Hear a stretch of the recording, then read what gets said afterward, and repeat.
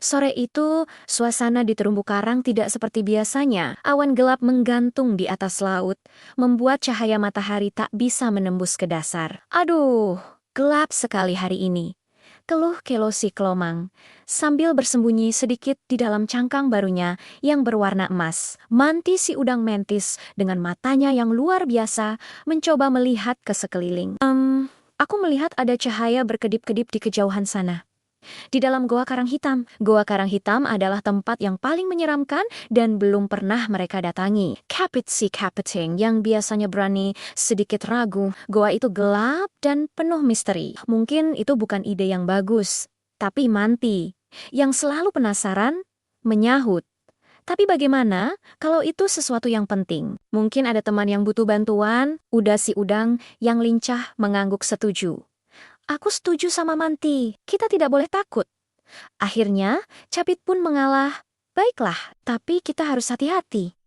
Aku akan berjalan di depan. Capit memimpin dengan cangkang kerasnya yang kuat. Elo si Kelomang mengikutinya, bersembunyi di balik cangkang emasnya. Manti melayang di atas, menggunakan mata supernya untuk mencari jejak. Dan udah berenang lincah mengitari mereka, memastikan jalan aman. Saat mereka masuk ke dalam Goa Karang Hitam, suasana semakin gelap.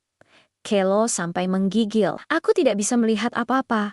Tenang, Kelo, kata Manti. Aku punya ide.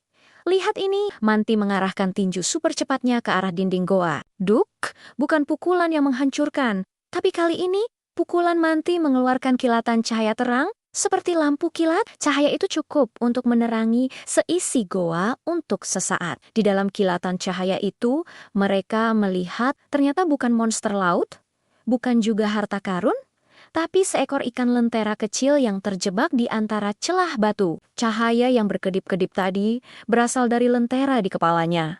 Kasihan sekali dia, seru Uda. Jangan khawatir ikan lentera, kata Capit. Aku akan bebaskan kamu. Dengan capitnya yang kuat, Capit mencoba mendorong batu itu, tapi batu itu terlalu besar. Mingjih. Kapit, Kotama. Kali ini, Manti tidak memukul batu itu, tapi ia menembakkan gelombang kejut kecil dengan tinjunya yang cukup kuat untuk menggoyangkan batu dan membuatnya bergeser sedikit. Sekarang giliran Capit, seru Manti, dengan celah yang sedikit terbuka. Capit menggunakan kedua capitnya untuk menarik ikan lentera keluar dengan hati-hati. Terima kasih banyak, kata ikan lentera dengan suara kecil. Aku tersesat dan terjebak. Empat sahabat itu merasa sangat senang. Mereka sudah menyelamatkan ikan lentera. Cahaya dari lentera si ikan sekarang menerangi jalan pulang mereka dari Goa Karang Hitam yang tidak lagi menakutkan. Mereka menyadari persahabatan itu seperti cahaya di tempat gelap. Ketika mereka bekerja sama, menggunakan kekuatan masing-masing keberanian Capit, mata dan pukulan super Manti, kecermatan Kelo, dan kelincahan, udah tidak ada petualangan yang terlalu menakutkan untuk mereka. Nah, itu dia kisah seru Kelo, Manti, Capit, dan Uda. Mereka hebat kan? Coba tulis di kolom komentar. Kekuatan super siapa yang paling kamu suka? Jangan lupa like video ini, subscribe channel kita, dan sampai jumpa di petualangan bawah laut berikutnya. Dadah!